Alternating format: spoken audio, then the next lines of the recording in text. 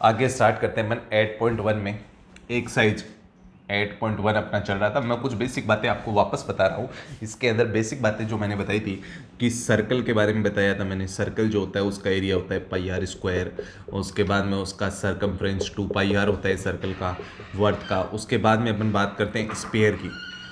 Spare होता है, spare का एरिया होता है 4 पाई आर स्क्वायर, स्पेयर का वॉल्यूम होता है 4/3 पाई आर क्यूब होता है। फिर अपन बात करते हैं थर्ड पे कॉन के अंदर अपन वॉल्यूम की बात करे थे 1/3 पाई आर स्क्वायर एच होता है, ये आपको मैंने बता दिया था। उसके बाद में मैंने आपको क्यूब बताया था, क्यूब के बारे में। क्यूब का एरिया आपको बताया था 6a², इसका वॉल्यूम जो है वो ए क्यूब होता है। उसके बाद में अपन ने डिस्कस किया था जो है रेक्टेंगल। रेक्टेंगल जो आपका था उसका एरिया होता है x into y, length into width, और पैरामीटर होता है 2 इंटू एक्स प्लस वाई। इन चीज़ों के ऊपर अपन ने जो है बेसिक बातें कर ली थी और कुछ क्वेश्चन भी बनाए थे। अब उसके आगे अपन नेक्स्ट क्वेश्चन पढ़ते हैं। जो नेक्स्ट क्वेश्चन इसके ऊपर बेस्ड है, ये बात आपको मालूम नहीं हो तो फिर देख लेना। और इसके अंदर एक चीज़ और बताई थी, अगर कहीं आपको सेंटीमीटर क्यूब पर सेकंड लिखा हुआ है, सेंटीमीटर क्यूब का मतलब वॉल्यूम होता है और सेकंड का मतलब टी होता है, इसका मतलब वो dv/dt है, वॉल्यूम में चेंज है। और कभी आपको सेंटीमीटर स्क्वायर पर सेकंड लिखा हुआ है दिखे कभी जीवन में, तो इसका मतलब सेंटीमीटर स्क्वायर का मतलब एरिया होता है, क्षेत्रफल होता है, और सेकंड का मतलब टी होता है, dA/dt है वो। और कभी आपको जीवन में सेंटीमीटर पर सेकंड दिखे तो वो dr/dt है, रेडियस में चेंज है। जब वो क्वेश्चन किसका है, सर्कल या स्पेयर का है, ये बात मैं आपको बता चुका था। और अगर आपको कभी जीवन में डी स्मॉल a/dt दिखे, स्मॉल ए क्यूब का एज होता है, घन का किनारा होता है, इसका मतलब भी सेंटीमीटर पर सेकंड ही होता है। ये क्या होता है, क्यूब के लिए यूज कीजिए इसको। किसके लिए यूज कीजिए, क्यूब के लिए यूज कीजिए, ठीक है। बेसिक यही चीज़ें हैं, सेंटीमीटर की जगह मीटर में भी हो सकता है। अब देखो मैं बात करूँ आपके सामने, अपनी बात रखता हूँ अगले क्वेश्चन से। जो क्वेश्चन आपके सामने प्रस्तुत कर रहा हूँ वो ये है, क्वेश्चन नंबर 6 जो आपके सामने। अपन ने 6 क्वेश्चन भी शायद देख लिया था। अब अपन 7 क्वेश्चन की बारी लगाते हैं। क्वेश्चन नंबर 7 में है, क्वेश्चन नंबर 7 है, the total cost of A production of x unit of any item is given by. यहाँ पे cx इक्वल टू अपने पास है 0.005x³ minus 0.02x² plus 30x और प्लस 5000। इसी टाइप का क्वेश्चन नंबर जो 10 है वो भी मैं आपके सामने लिख देता हूँ।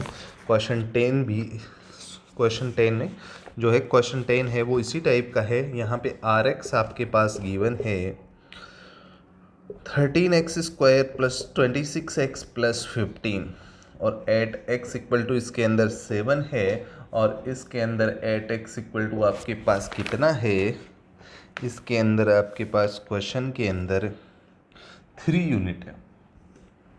इन दोनों क्वेश्चनों को आपके सामने साथ में लाया हूँ, इसके पीछे का कारण है कि जब भी आपको मार्जिन की बात करी जाए, मार्जिन का मतलब क्या होता है, कितना मार्जिन हुआ, प्रॉफिट है एक तरीके से। मार्जिन क्या होता है, सेलिंग प्राइस में से कॉस्ट प्राइस का क्या होता है, डिफरेंस होता है।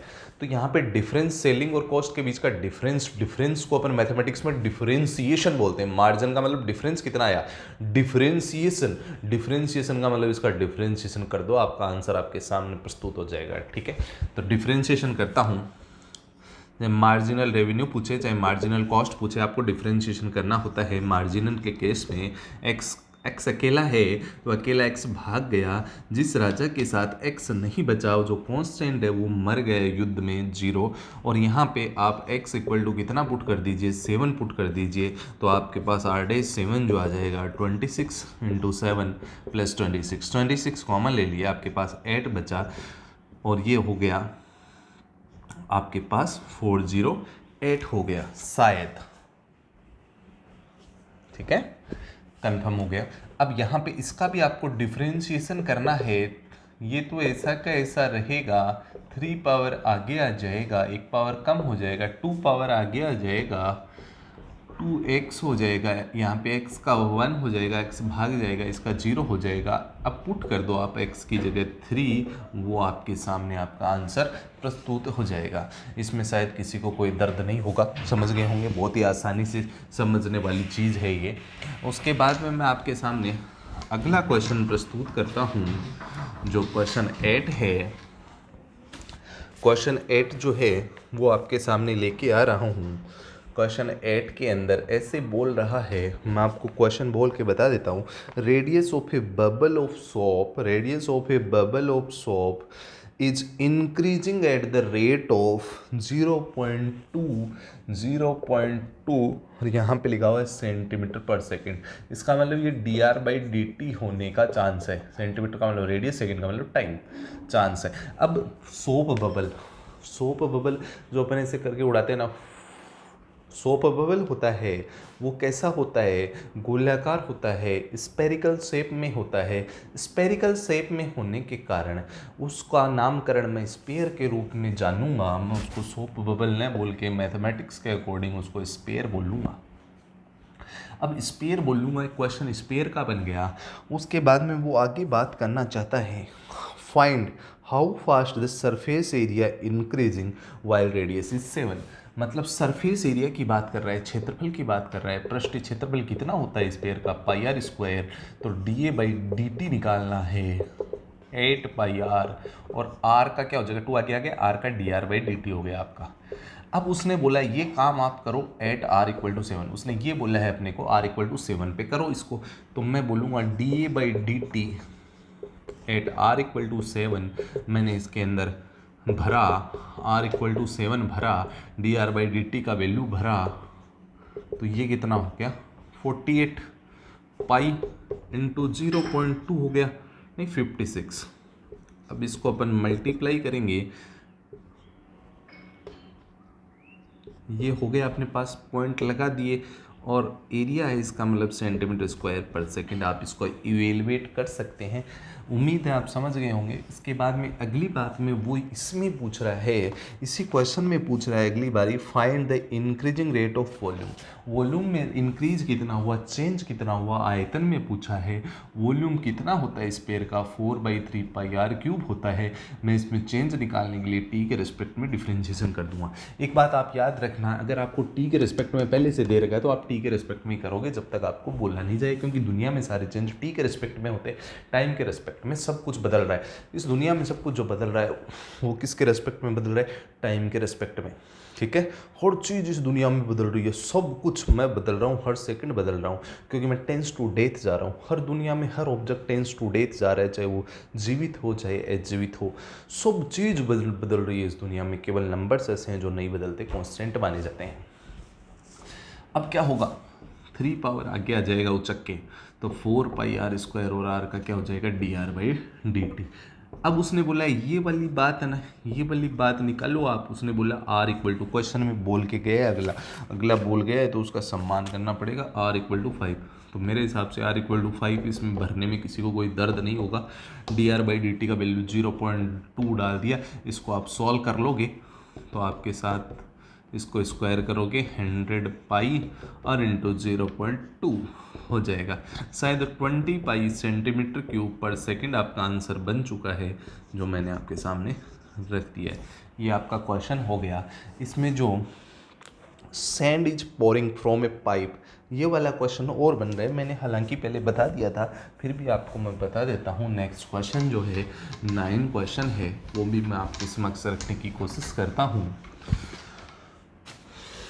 क्वेश्चन नंबर 9 जो है उसके अंदर क्या लिखा हुआ है, कोई सैंड है, कोई मिट्टी गिर रही है पाइप से नीचे, और यहाँ पे एक शंकु का निर्माण हो रहा है। आपने बचपन में खेला होगा मिट्टी मिट्टी, तो आपके सामने एक शंकु बना होगा, कोन बना होगा, ये मिट्टी गिर रही है। उसने बोला 12 सेंटीमीटर क्यूब पर सेकेंड। इसका मतलब ये बोला है उसने वॉल्यूम में चेंज है, V/T है, मतलब dV/dt है। अब किसका बढ़ रहा है, अगर पॉजिटिव काम ले रहा हूँ तो बढ़ रहा किसका है, कोन का बढ़ रहा है। कौन बन रहा है, सबने बचपन में खेला होगा मिट्टी मिट्टी, ऐसे कौन बनाया होगा, गिलास से मिट्टी डाली होगी। अब ये वॉल्यूम है, इसी का सहारा है अपने पास। v कितना होता है कौन का, क्वेश्चन कौन का बन गया है 1/3πr²h। क्योंकि इसका कम हो रहा है, इसका बढ़ रहा है, तो मैं कौन का ही काम में ले लेता हूँ पॉजिटिव के साथ। नेगेटिव तब लेता है जब मैं कम हो रहा होता है। अब यहाँ पे 2 वेरिएबल हो गए r और h। तो उसने कहानी में क्या लिखा हुआ है, उसने कहानी में एक बात लिखी है कि sand is pouring from a pipe at the rate of 12 centimeter cube per second. Then falling sand form a cone on the ground in such a way that the height of a cone is always 1/6. Height है ना वो 1/6 है. Radius of cone, radius of base, how fast the height of sand is increasing. उसने बोला DH/, height में change निकालना है at R equal to H equal to 4. Last में H का वैल्यू 4 पुट करना है, ये अपने को निकालना है. यहाँ पे 2 वेरिएबल है तो इसको मैंने इधर उचकाया तो 6H इक्वल टू R आ गया. R का वैल्यू यहाँ भर दूंगा. यहाँ जब मैं आज R का वैल्यू भरूंगा तो आपके सामने क्या कहानी बनेगी. 36H² इंटू H क्यूब हो गया. अब मैं डिफ्रेंशिएशन कर दूंगा बिना किसी परेशानी के, तो मेरे को कोई दर्द नहीं होगा. इस 3 को मैं उचका दूंगा आगे और H² एक पावर कम हो जाएगी और H का DH/dt हो गया. DH/dt मेरे आंखों के सामने नाचने लग गया, तो इसको मैं पकड़ने में कोई दिक्कत नहीं करूँगा. मैं इसको पकड़ लूँगा, छोड़ने वाला नहीं हूँ. वैल्यू पुट करा, ये मर गया. ये सारे पहुँचे नीचे, ये नीचे आ गए बिना बस के, ये नीचे आ गए हैं DH/dt. और इसको मैंने मारा, बोला 3 टाइम बोला ये, तो 1/3 पाई. H का वैल्यू 4 किया, 4 का स्क्वायर 36 होता है. तो यहाँ से DH/dt मेरे आंखों के सामने आ चुका है. ये 16 इंटू 3 1/48 पाई. और यूनिट लगाऊंगा, H को है, हाइट को सेंटीमीटर में मेजर करते हैं और टाइम का मतलब सेकंड. आपका आंसर आ गया है. ये आपका पूरा हो गया है मैट्रिक्स का. ठीक है, नोट कर लीजिए.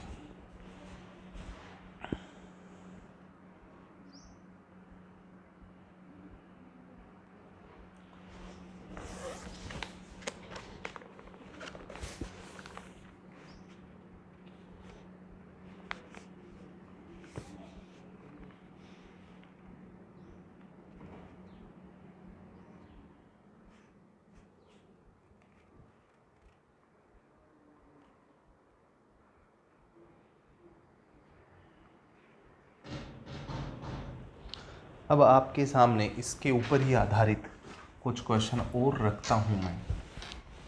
इसके ऊपर ही आधारित कुछ क्वेश्चन रखने वाला हूँ. जैसे यहाँ पे क्वेश्चन दे रहे हैं आपको, जैसे इसके ऊपर और एग्जाम्पल्स अपन रखते हैं. यहाँ पे लिखा हुआ है find rate of change of surface area. Surface area का मतलब होता है पृष्ठीय क्षेत्रफल ऑफ ए सिलेंडर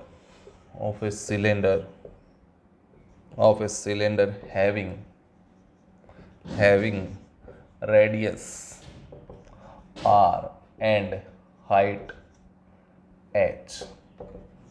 तो ये आपके समक्ष आया. Find the rate of change of surface area. Cylinder का सरफेस एरिया आपको मालूम होगा 2πRH होता है, और प्लस में ऊपर नीचे 2 सर्कल बनते हैं तो 2πR² हो गया. उसने बोला है find the rate of change of surface area of a cylinder having radius. तो अपन इसको रेडियस के रिस्पेक्ट में जमा देते हैं. रेडियस के रिस्पेक्ट में जमाए तो DA/dr कितना है विद रिस्पेक्ट टू R है. तो क्या हो गया, R के रिस्पेक्ट में करेंगे तो R का 1 हो जाएगा 2πH, और ये 2 आगे आ जाएगा तो 4πR हो जाएगा. ठीक है, अगर रेडियस के रेस्पेक्ट में अपने को क्वेश्चन में दे रखा है. ठीक है, ये अपना क्वेश्चन बन चुका है.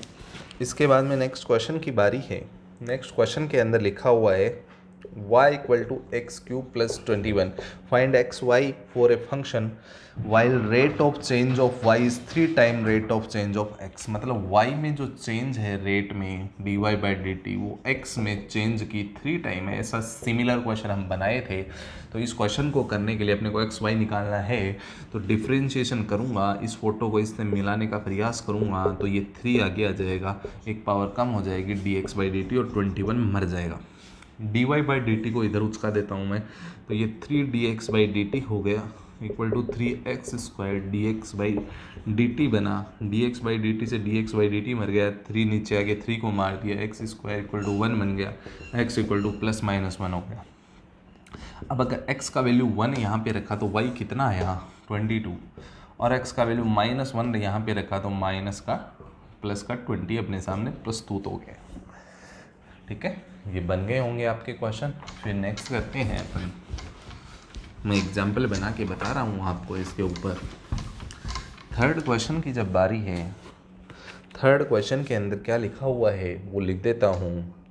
रेट ऑफ इंक्रीज, इंक्रीज का मतलब बढ़ रही है, in side of square, in side of square, in side of square is 0.2 centimetre per second.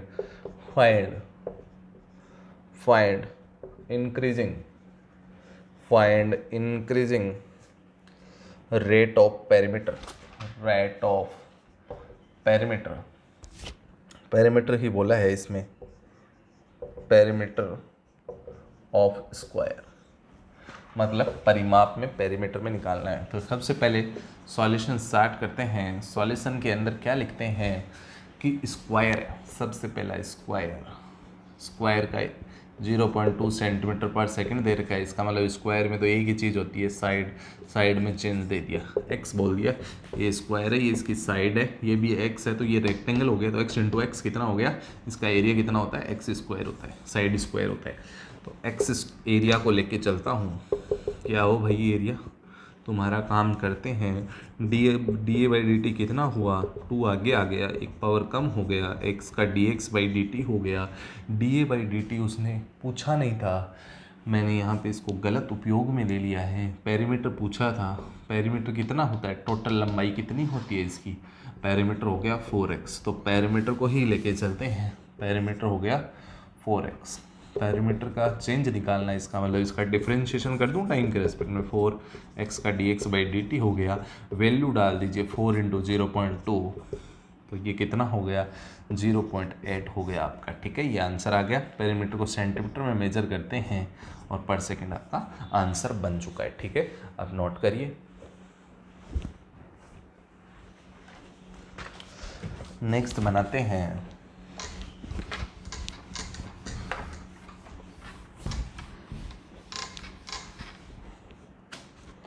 Next अपन प्रस्तुत करते हैं आपके सामने। एक मैन वाला मैंने आपको बता ही दिया था, इसके बाद में मैं आपको एक क्वेश्चन और दे रहा हूँ जो है इसी के ऊपर मार्जिनल पे है। क्वेश्चन 4 है, मार्जिनल कॉस्ट निकालनी है। सी एक्स आपको दे दिया 22x का power 4 plus 13x square plus 14x plus 9 और 8x इक्वल टू 5। तो ये क्वेश्चन आप समझ गए होंगे, इसका डिफरेंशिएशन कर दीजिए। मार्जिनल कॉस्ट आपसे पूछा है और डिफरेंशिएशन करके x का वैल्यू डाल दीजिए, वही आपका आंसर हो जाएगा। ठीक है, ये बात आप अच्छे से समझ गए होंगे। अब मैं आगे की कहानी स्टार्ट करता हूँ।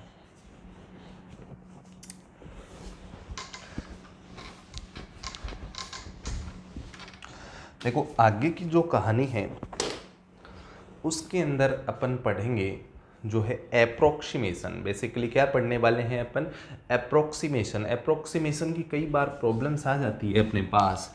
जैसे आपके पास आ गया कि 25 का रूट आप जानते हो और उसने 25.3 दे दिया, तो आप सीधा ही, मैं आपको इसका आंसर बताऊंगा।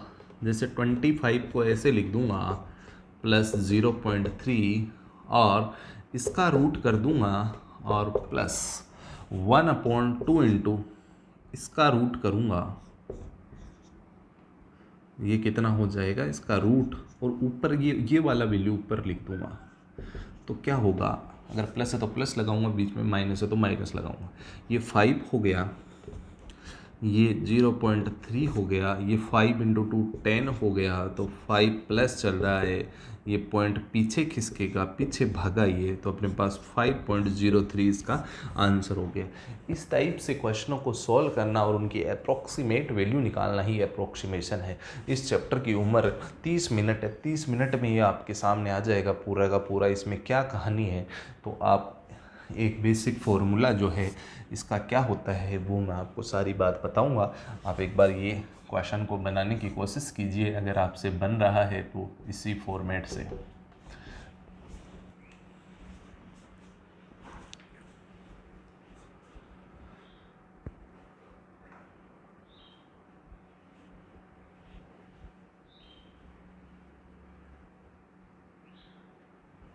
तो मैं आपके सामने रखता हूँ।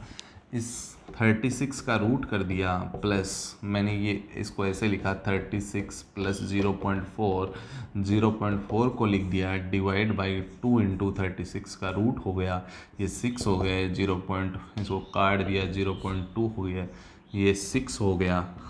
अब 6 है, ये कितना बन गया, इसको काट दिया, ये 0.1 बना, और ये 3 बना, 0.1/3, ये 18.1/3 हो गया। इसमें डिवाइड कर दीजिए, वही आपका सफिशेंट आंसर हो जाएगा। मैं आशा करता हूँ कि ये आप समझ गए होंगे सारे लोग बात। इसके ऊपर पूरी थ्योरेटिकल विश्लेषणात्मक तरीके से मैं आपको नेक्स्ट लेक्चर में बताने वाला हूँ। पूरी थ्योरी बताऊँगा इसमें किस हिसाब से बिहेव होता है। ठीक है, ये बनाइए।